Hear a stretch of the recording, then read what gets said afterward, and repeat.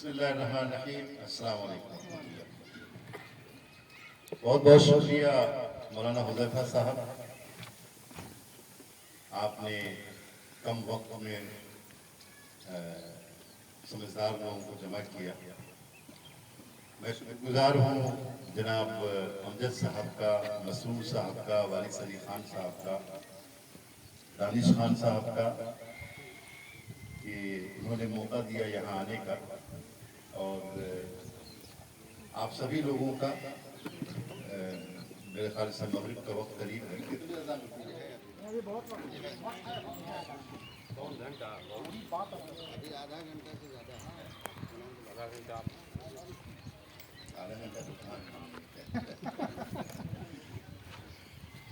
میں شکر گزار ہوں مولانا حذیفہ صاحب، چونکہ متحرک عالم دین ہیں اور چیزوں پر نگاہ ہے ان کی، واقف ہیں کاروان فکر و عمل سے. یہ کاروان فکر و عمل بڑا بھاری بھرکم نام ہے. اس نام سے آپ سمجھیے گا کہ میں نے عام لوگوں کے لیے نام نہیں رکھا، یہ خاص نام بھی خاص ہے. علامہ اقبال کا ایک شعر، قوت فکر و عمل پہلے فنا ہوتی ہے، تب کسی قوم کی شوکت پہ زوال آتا ہے. تو فکر و عمل کی تشریح کرنی پڑے گی آج کے وقت میں، اور میں کروں گا نہیں، سب سمجھدار لوگ ہیں، سب جانتے ہیں.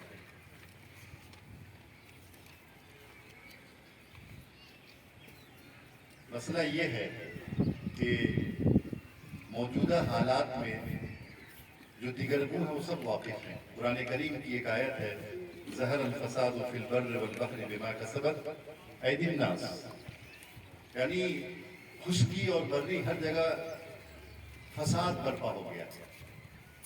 اور قرآن نے یہ کہا کہ یہ ایسا نہیں ہے جو کہتے ہیں نا RSS نے کر دیا، یہودیوں نے کر دیا، نصرانیوں نے کر دیا.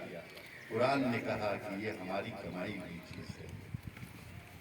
قرآن کریم کو مانتے ہیں نا مسلمان. یہ جو عادتیں ہماری کہ اپنی برائیوں کو یا اپنی کمیوں کو دوسرے کے سر ڈال دینے کی، یہ صحیح نہیں. ہمیں آج کے دن یہ ملک کو آزاد ہوئے 75 برس ہو گئے، کیا آج کے دن مسلمان ٹھہر کر سوچنے کو تیار ہے کہ اس ملک میں مسلمانوں کی حیثیت کیا ہے اور آزادی سے پہلے ان کی حیثیت کیا تھی، انگریزوں کے آنے سے پہلے ان کی حیثیت کیا تھی اور آج ان کی حیثیت کیا؟ کوئی ٹھہر کر سوچنے کو تیار نہیں. ایک تیز رفتار زندگی ہے، بھاگے جا رہے ہیں، بھاگے جا رہے ہیں، دولت کمائے جا رہے ہیں، بلڈنگیں کھڑی کیے جا رہے ہیں. بہت اچھی بات ہے، دنیا کمانا بھی ضروری ہے، لیکن اس دنیا کو کس لیے کما رہے ہیں کوئی سوچنے کو تیار نہیں. 75 برس ہو گئے اس ملک کو آزاد ہوئے، ہم ٹھہر کر سوچنے کو تیار نہیں ہے کہ یہ ملک ہمارا، یہ زمین ہماری، یہ آسمان ہمارا، یہ ہوائیں ہماری، اور ہم کہاں ہیں؟ ہم غلام بنے ہوئے ہیں.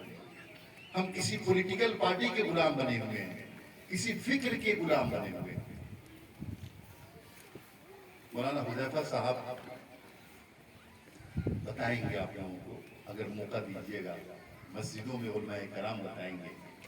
اسلام دنیا میں غلام بننے کے لیے نہیں آیا، غلامی سے آزادی کے لیے آیا. آپ کا کلمہ جو ہمارا کلمہ ہے لا الہ الا اللہ، کبھی اس کا ترجمہ پوچھئے علماء سے. محمد رسول اللہ، یہ نفی کرتا. لا الہ کا مطلب کیا؟ کوئی معبود نہیں. ایسے مت سمجھ لیجئے کہ کوئی معبود نہیں.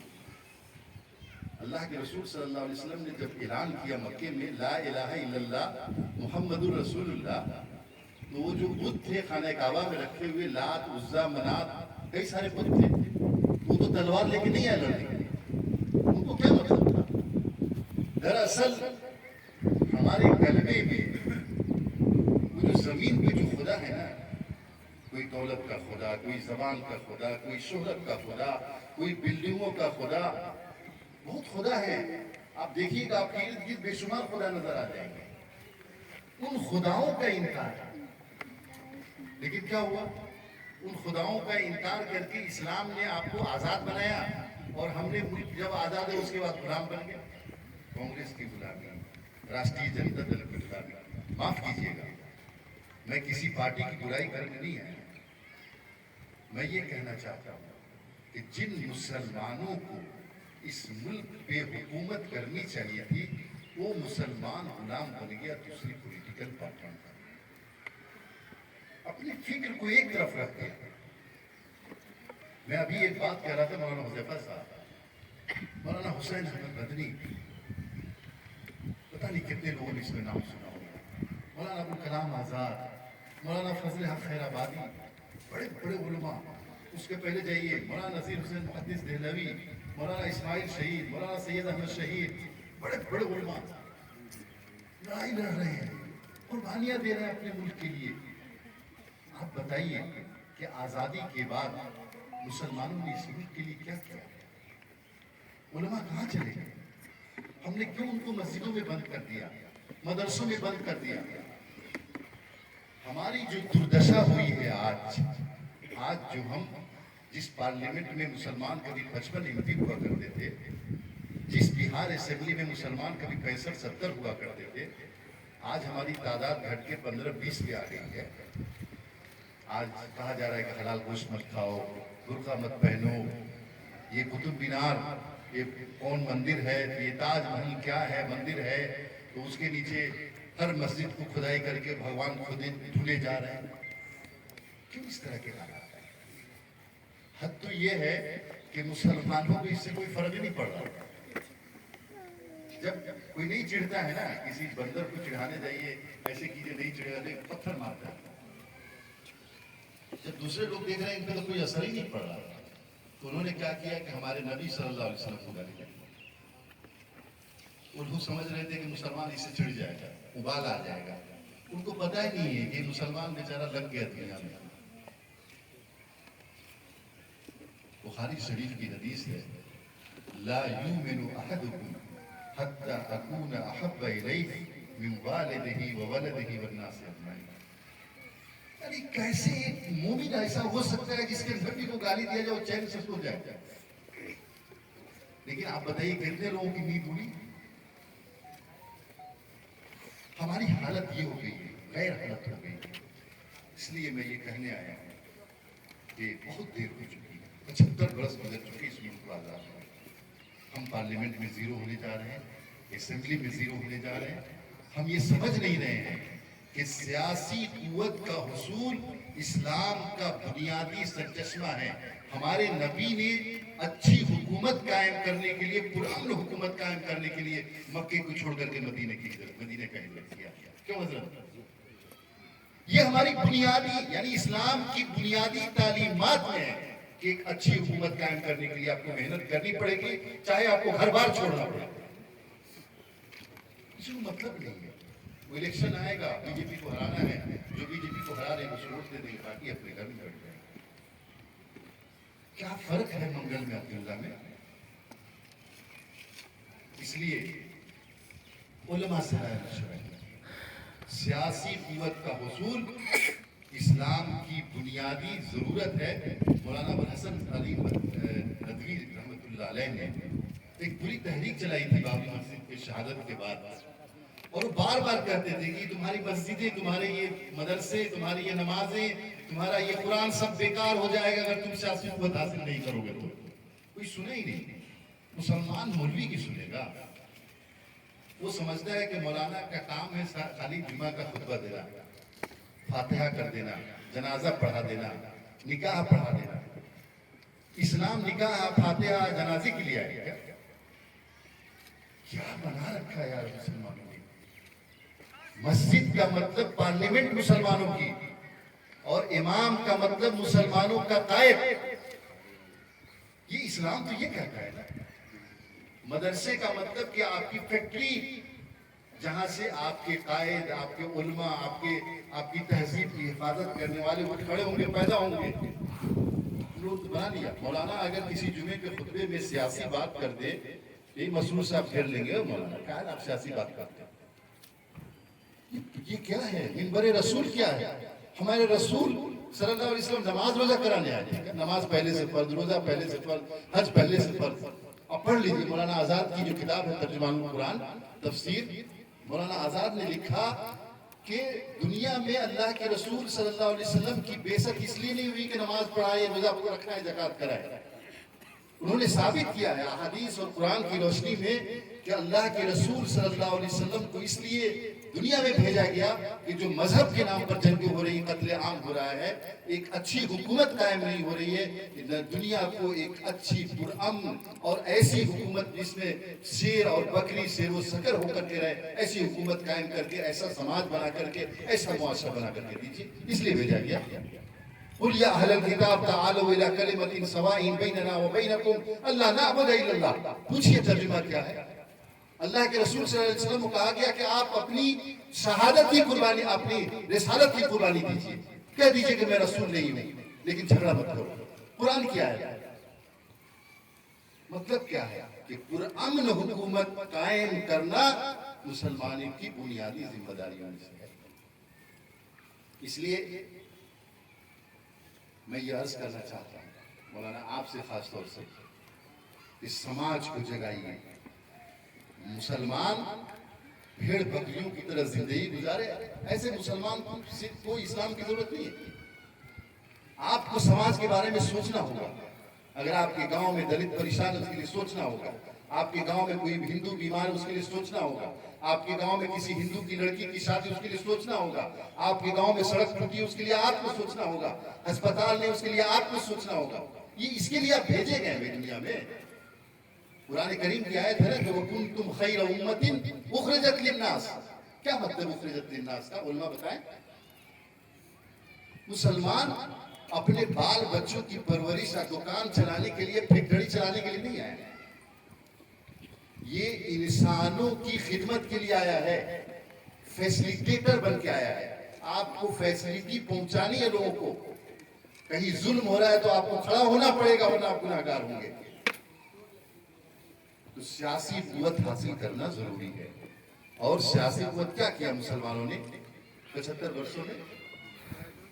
ہندو مہا سبھا کو ہرا دو، جن سنگھ کو ہرا دو، بی جے پی کو ہرا دو. 75 برس سے مسلمان بی جے پی کو ہرا رہا ہے. بی جے پی جیت گئی، مسلمان ہار گئے.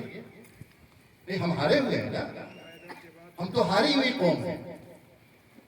وجہ کیا ہے؟ ہم نے کبھی اپنے آپ کو جتانے کے لیے سوچا ہی نہیں، پلان ہی نہیں کیا کہ ہم کیسے جیتیں گے. ہم کو یہ پلان کرنا پڑے گا کہ اس ملک کو بچانے کے لیے. مولانا علی میاں ندوی نے جو کتاب لکھی ماذا خسر العالم بانحطاط المسلمین، مسلمانوں کے عروج زوال کا اثر، بڑی اچھی کتاب ہے، بڑی کتاب ہے. ان کو بہت سارے ایوارڈ ملے اس کو. انہوں نے یہ ثابت کیا، دنیا نے ایوارڈ دیا کہ مسلمان اگر پستی میں جائے گا تو یہ اس سے مسلمانوں کا نقصان کم، دنیا اور سماج کا نقصان زیادہ ہے. مسلمان اگر حکومت میں رہے گا تو وہ عدل کرے گا. مسلمان حکومت میں رہے گا تو چوری نہیں کرے گا، کرپشن نہیں کرے گا. لیکن یہاں مسلمان کیسے؟ جو چور ہے اس کے لیے لڑائیاں لڑتے ہیں. ابھی رمضان کے موقع پر کچھ لوگ میرے پاس آئے حضرت، لگتا ہے کہ RJD کے ساتھ آپ لوگوں کا گٹھ بندھن ہو جائے گا. کیوں؟ بڑا خوشی ہے مسلمان. ایک اللہ کے رسول کے زمانے میں ایک چوری کا واقعہ ہوا، یہ جانتے ہیں. کچھ لوگ آئے سفارش کرنے، چور کی سفارش کہ بڑے گھر کی بیٹی ہے اس کو چھوڑ دیجیے. اللہ کے رسول کی بڑی مشہور حدیث ہے. کیوں کہ اگر فاطمہ بنت محمد اپنی بیٹی کا نام لیا، چوری کرتی تو اس کا بھی نام کاٹتا. لیکن ایک آدمی جس نے بہار کو لوٹ لیا، ڈاکو ہے، پریواری ڈاکو ہے. میں شہادت دے رہا ہوں، میں قیامت کے دن اس کی شہادت دوں گا، میں جانتا ہوں. مسلمان اس کے لیے لگتا ہے. ایک صاحب کہہ رہے تھے کہ والد بیمار ہو جائے تو لوگوں کو اتنی تکلیف نہیں ہوئی جتنا RJD کو گالی دینی تو مسلمانوں کو تکلیف ہوتی. کیا ہے بھائی؟ اچھی بات ہے، کسی پارٹی سے جڑیے، میں برا نہیں کہہ رہا ہوں، لیکن اپنے نظریے کے ساتھ جڑیے. آپ یہ سمجھیے کہ ہم مسلمان ہیں، ہمارا کام ہے سماج کو ایک اچھی حکومت دینا، ہمارا کام ہے سماج میں امن قائم کرنا، ہمارا کام ہے سماج میں ایسے لوگوں کو آگے بڑھانا جو اچھے ہوں۔ ہم اگر برے، چور، ڈاکو ان لوگوں کے چکر میں پڑ جائیں گے تو پھر کیا ہوگا؟ ہم کو طے کرنا ہے نا۔ اس لیے میں درخواست کروں گا کہ مسلمان سیاسی اعتبار سے، دیکھیے یہ جمہوری ملک ہے، انگریز جا چکے ہیں، ایک قانون ہے، پارلیمنٹ ہے، اسمبلی ہے، اس میں لوگ جیت کے جائیں گے، قانون بنائیں گے، آپ کے لیے قانون بنائیں گے۔ اس کی قوت حاصل کرنا مسلمانوں کے لیے بہت ضروری ہے۔ ہم جس طرح مسجدوں میں اصلاح معاشرہ کمیٹی بناتے ہیں، میں کوئی تنظیم نہیں بنانے جا رہا ہوں مسعود صاحب، معاف کیجیے گا، میں کوئی تنظیم بنانے کے لیے نہیں آیا ہوں، میں یہ صرف بتانے آیا ہوں کہ اپنے علاقے میں آپ لوگ خود جس طرح اصلاح معاشرہ کمیٹی بناتے اس طرح ایک کمیٹی ضرور بنائیے کہ سیاسی اعتبار سے مسلمان کیسے مضبوط ہو۔ اور یہ بات سمجھ لیجیے کہ کوئی آسمان سے فرشتہ آپ کی قیادت کرنے نہیں آئے گا، آپ کو آپس میں یہ کچھ چننا پڑے گا، ان کو چنے، ان کو چنے، ان کو چنے، کسی ایک کو تو چننا پڑے گا نا بھائی۔ تھوڑی جبرائیل امین آئیں گے کہنے کہ چلیے ہم آپ کی قیادت کرتے ہیں، اس میں 10 برائیاں ہوں گی، 2 اچھائیاں ہوں گی، 4 برائیاں ہوں گی، 2 اچھائی ہوگی، اسی کے ساتھ چننا ہے نا۔ اپنا قائد چنیے، اپنا لیڈر پیدا کیجئے، جس طرح مدرسہ بنانے میں مولانا حذیفہ صاحب نے محنت کی ہوگی، چندہ کیا، ادھر کیا، وہاں بھاگے، اس طرح کمیٹی بنا کر کے نیتا پیدا کرنے کے لیے اس سے زیادہ محنت کرنی پڑے گی آپ کو۔ میں اپنی بات کہہ پایا آپ لوگوں کو کہ سیاسی قوت اس وقت بنیادی ضرورت ہے مسلمانوں کی، یہ بات کہہ پایا نہیں کہہ پایا۔ جن لوگوں کو سمجھ میں آیا ذرا ہاتھ اٹھائیں، تب مجھے لگے گا کہ ہاں اتنا دور چل کے آیا۔ بہت شکریہ۔ اس پہ کمیٹی بنی، علماء کو جوڑیے، علماء سے دور رہ کر کے کوئی کام چاہیے گا کہ اچھا ہو جائے، معاف کیجیے ہو ہی نہیں سکتا۔ ہم لوگوں کے لیے راہ ہدایت کیا ہے؟ سب سے بہترین راستہ قرآن و سنت ہے، قرآن ہے اور حدیث ہے، اور یہ علماء اس کے جانکار ہیں، وہی بتائیں گے نا کہ کیسے آپ سیاست کریے، کیا آپ کو حکم دیا گیا ہے شریعت میں، کہاں تک ہندوؤں کے قریب جانا ہے، کتنی ان کی خدمت کرنی ہے، ان کا تہوار ہوگا تو آپ کیسے جائیں گے، ان کی بیٹی بیمار ہے تو اس میں کیسے، پتہ ہے۔ جو ہمارے مخالف ہیں وہ جا کر کے ہندوؤں کو جا کے سمجھاتے ہیں کہ یہ مسلمان ہے، بہت خراب قوم ہے، یہ فلاں جانور کو کاٹتا ہے، موقع ملے گا تو تم کو بھی کاٹ دے گا، تمہاری بہو بیٹیوں کی عزت لوٹ لے گا، تمہارا گھر جلا دے گا، تمہارے مندروں کو توڑ دے گا۔ ہماری شریعت تو اس کی اجازت نہیں دیتی، لیکن ہمارا عمل کیا ہے؟ سماج میں عمل یہ ہے کہ مندر سے تھوک دو، ناپاک ہے، جبکہ مولانا بتائیں گے شریعت یہ کہتی ہے کہ اگر آپ کے محلے میں مندر کوئی توڑنے آتا ہے تو آپ کو لاٹھی لے کے کھڑا ہونا پڑے گا، وہی مندر کی ہم حفاظت کریں گے، ہم نہیں توڑنے دیں گے۔ شریعت تو یہ کہتی ہے، شریعت تو یہ کہتی ہے کہ ان کا تہوار ہو، ان کا پرب ہو، ان کی پوجا ہو، کچھ بھی ہو، اگر فیسلیٹیٹر بن سکتے ہیں ان کے راستے میں کوئی رکاوٹ، کوئی موزی چیز رکھی اس کو ہٹائیے، اس کو صاف کر دیجیے، ماتحت الازانی طریقے بڑی فضیلت آئی ہے کہ ہم لوگ کیا کریں گے، پوجا ہونے والا ہے، راستہ کاٹ دیا جائے گا، نہیں کریں گے۔ ثابت ہو جاتا ہے، وہ جو دوسرے لوگ سمجھاتے ہیں ان کے دل دماغ میں ڈالتے ہیں کہ یہ تمہارے دشمن ہے، تو ہمارے اس عمل سے ثابت ہو جاتا ہے کہ صحیح کر رہے ہیں۔ میں ابھی کہہ رہا تھا، نظام صاحب تھے وہاں، کہ صحابہ کے زمانے میں ایک آدمی عرب سے آیا کیرلا میں تجارت کرنے، ایک آدمی اکیلا 1 سال تجارت کیا، وہاں کے ہندو جمع ہوئے، کہا کہ بڑا نیک آدمی بھائی، جھوٹے نہیں بولتا ہے، خیانت نہیں کرتا ہے، ایماندار ہے، کسی کی بہو بیٹی پہ نظر نہیں ڈالتا، سب کی بہو بیٹی کو اپنی بہو بیٹی سمجھتا ہے۔ سب لوگ جمع ہوئے، کہا کہ آپ ہمارے راجہ بنیے۔ اکیلا مسلمان کو وہاں کے سارے ہندو نے راجہ بنا دیا۔ ہم کیسے ہیں؟ ہم سے دیکھتے ہی دو بھاگتا ہے، دور بھاگتا ہے، مسلمان آ رہا ہے بھائی، دور بھاگو۔ کیا رویہ ہو گیا آپ لوگوں کا؟ اس لیے اس پہ ایک کمیٹی بننی چاہیے، ہر سب ڈویژن میں، گاؤں میں کمیٹی بنایا جائے، سوچا جائے کہ کیسے ہندوؤں کے ساتھ ہمارا رویہ کیا ہونا چاہیے، اور ہم جو کر رہے ہیں کتنے مجرم ہیں، کتنے گنہگار ہیں، اس پہ بات چیت ہونی چاہیے اور کمیٹی بنانی چاہیے۔ تو آپ لوگ تیار ہیں اس کے لیے؟ میں نہیں رہوں گا، آپ لوگ بنائیے، کیا حضرت ہونا چاہیے۔ ایک بات اور کہہ کے میں اپنی بات ختم کر دوں گا۔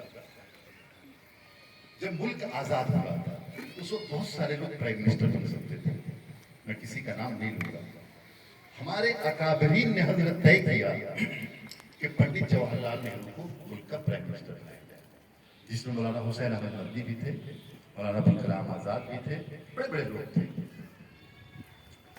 پتہ یہ چلتا ہے کہ ملک کی قیادت ایسے لوگوں کے ہاتھ میں دینے کی ذمہ داری ہے ہم لوگوں کی جو اچھا ہو۔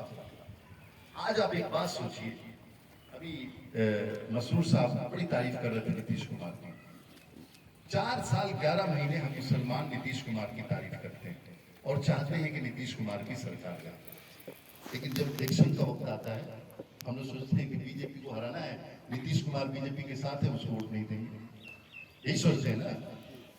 اور کوئی جھگڑا تو ہے نہیں مسلمانوں کا، بی جے پی کے ساتھ اس لیے ووٹ نہیں دیں گے یا بی جے پی کو ہرانا ہے اس لیے ووٹ نہیں دیں گے، یہی کہا کرتے۔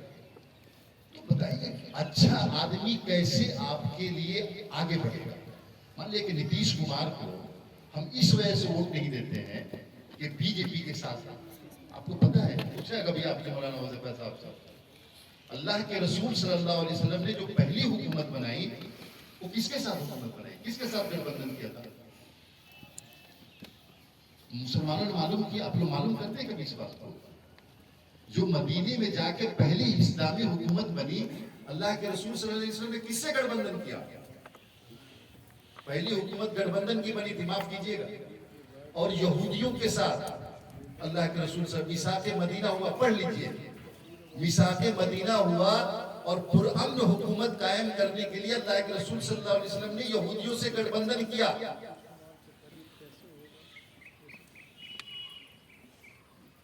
جب اسلام کا سب سے بڑا دشمن کون ہے؟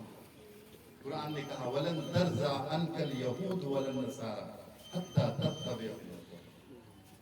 یہودی بہت بڑے دشمن ہیں اسلام کے، اور اللہ کے رسول صلی اللہ علیہ وسلم گٹھ بندھن کس سے ہو رہا ہے؟ یہودی سے۔ مطلب یہ ہے کہ پرامن حکومت کے لیے کسی سے بھی گٹھ بندھن کیا جا سکتا ہے، یہ اسلام بتاتا ہے۔ پوچھئے، آپ علماء سے رائے لیجئے گا، مشورہ لیجئے گا، ان سے پوچھئے گا سیاست کے بارے میں، تب نہ بتائیں گے وہ۔ اس لیے یہ مسلمان کے لیے اگر آپ اپنی زندگی کا، اپنی سیاست کا، اپنے سماج کا آئیڈیل اگر ہم مانتے ہیں کہ ہمارے نبی ہمارے آقا صلی اللہ علیہ وسلم ہیں، اور جو نہیں مانے گا مسلمان نہیں ہو سکتا، اگر ہم مانتے ہیں تو ہمارے لیے آئیڈیل موجود ہے کہ پرامن حکومت کے قیام کے لیے اپنے دشمنوں سے بھی گٹھ بندھن کیا جا سکتا ہے۔ کیوں حضرت؟ تو یہ سوچنا نہیں چاہیے۔ میں یہ کہہ رہا تھا کہ نتیش کمار جیسے لوگ بہت کم پیدا ہوتے ہیں، بات سمجھ لیجیے، کسی کو کوئی پریشانی تو مجھے نہیں پتا، لیکن میں ان کو قریب سے جانتا ہوں۔ وہ آدمی اتنا ایماندار، اتنا سیکولر اور اتنا سچا ہے کہ ہم بڑے بڑے پیر اور ولی کے بارے سے ہم ان کی مشابہت دے سکتے ہیں۔ یعنی جو آدمی ایک چمنی چاہتا ہے کہ حرام کا ہمارے پاس آئے، کون اس زمانے میں کر رہا ہے؟ اور کوئی اگر مسلمانوں کے بارے میں کچھ بولتا ہے تو عمل کر کے دکھاتے ہیں۔ بات لالو جی کی طرح نہیں، بیان دے دیا اس کے بعد جو ہو رہا ہے بیان دے دیا، کیسے نہیں۔ سیتامڑھی میں فساد میں 31 لوگ مرے، لالو جی نے ایک FIR نہیں کیا۔ پتا ہے آپ کو سیتامڑھی میں جو 31 مسلمان مرے تھے، 1000 مسلمانوں کا گھر جلا تھا، لالو جی گئے وہاں پہ، فساد کنٹرول کیا، لیکن آپ کو یہ سن کے حیرت ہوگی کہ ایک FIR درج نہیں کرایا فسادیوں کے خلاف۔ پڑھ لیجیے، گوگل کریے گا، پتہ چل جائے گا آپ کو۔ بھاگلپور میں جو فساد ہوا تھا، خیر یہ سب آپ لوگ جانتے ہیں، بلکہ میں بتانا بھی نہیں چاہتا، آپ لوگ پڑھیے اس کو۔ میں یہ کہہ رہا ہوں کہ جو سچا آدمی ہے، جو آدمی ہم لوگوں کے لیے لڑ رہا ہے، کر رہا ہے، تو ہم کو ایسے لوگوں کے خلاف کھڑا ہونا چاہیے۔ کھڑا ہونے کا مطلب نہیں، ابھی الیکشن کا ٹائم نہیں ہے کہ آپ کھڑے ہو جائیے ووٹ دے دیجیے، یہ کہہ رہا ہوں۔ الیکشن کا ٹائم ہوتا ہے تو شاید مولانا پروگرام ہی نہیں کرنے دیتے، یہاں پہ بلاتے ہی نہیں، الیکشن کا وقت نہیں۔ میں یہ کہہ رہا ہوں کہ اگر ہم کو سمجھ میں آتا ہے کہ یہ آدمی صحیح ہے تو اس کے لیے محنت کرنا بھی ہماری شرعی ذمہ داری ہے۔ اگر ہم کو یہ سمجھ میں آئے، ہمارے علماء یہ بتا دیں شریعت کی روشنی میں کہ یہ جو آدمی کر رہا ہے وہ صحیح ہے، تو ہماری یہ شرعی ذمہ داری بنتی ہے کہ ایسے لوگوں کے لیے ہم وقت نکالیں، محنت کریں، لوگوں کو سمجھیں۔ تو میں یہ درخواست کروں گا کہ ایسے لوگ، بہت سارے ہندو لیڈرز ہیں جو مسلمانوں کے فیور میں بہت اچھا کام کرتے ہیں، ऐसे लोगों को भी मजबूत करना हमारे समाज के लिए, मुसलमानों के लिए बहुत ज़रूरी है। ये 3 नुक्ते पे मैंने बात की, 3 पॉइंट पे। मुझे उम्मीद है कि मेरी बातें आप तक पहुंच गई होंगी। समझ में आए तो अमल कीजिए, और नहीं समझ में आए, अगर मैं नहीं समझा पाया आप लोगों को, तो मेरा फ़ोन नंबर नोट कर लीजिए। कोई भी बात हो, कोई भी परेशानी हो मौजूदा हालात में, हुकूमत से, पुलिस से, डीएम से फ़ौरन फ़ोन कीजिए। मैं फ़ोन नहीं उठाऊंगा, मैं कॉल बैक कर लूँगा आप लोगों को, लेकिन बताइए कि हमजद साहब हैं, मसरूर साहब हैं, वारिस भाई हैं, राब्ता कीजिए। और ये समझिए कि डरने की बिल्कुल ज़रूरत नहीं है। जब तक नीतीश कुमार की सरकार है, कोई न डरे न खौफ में आए, बिल्कुल आज़ादी के साथ ज़िंदगी गुजारें, और कोई भी बात हो तो राब्ता कीजिए। बहुत बहुत शुक्रिया आप लोगों ने। फुलवारी शरीफ में जो मामला हो रहा है उस पर भी तो बोलिए। बहुत सारी चीज़ें मेरे ख्याल से बोलना सही नहीं है। नहीं, ऐसा जैसे आप बोल रहे हैं ना, ये ठीक बात है। तो अभी जो बोल रहे हैं आप, इस पर हम कह रहे हैं ये जो है सो का नाम है, यहीं से बहुत कह बहुत रहे शुक्रिया मौलाना हुज़ैफा साहब के हवाले में कर देता हूँ माइक में जो चाहे। बहुत शुक्रिया। हुज़ैफा साहब जरा जुगनू साहब बोलना चाहते हैं, शुक्रिया अदा करना